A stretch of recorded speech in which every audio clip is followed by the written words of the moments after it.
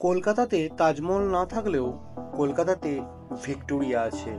এই দুটো তৈরি করার উদ্দেশ্য আলাদা হলেও এখানে কেন আমি বললাম তার কারণ আছে।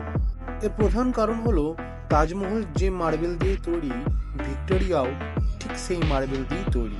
সারা বছরই জনসমাগম হয়ে থাকে বেশি, তবে শীতের দিনে জনসমাগমটা একটু বেশিই হয়।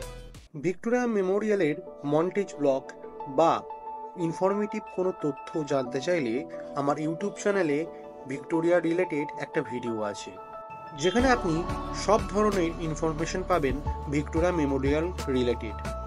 আপনারা চাইলেই সেই ভিডিওটা অবশ্যই একবার দেখতে পারেন। ভিডিও বা ভিক্টোরিয়াল মেমোরিয়াল ঘটিত ব্যক্তিগত মতামত বা তথ্য দিতে অবশ্যই ভুলবেন না। প্লিজ কমেন্টে জানাবেন আপনার ভিডিও কেমন লাগলো। আজ তাহলে চলি, দেখা হচ্ছে আর একটা কোনো নতুন ভিডিওতে। ততদিন আপনারা খুব ভালো থাকুন, সুস্থ থাকুন।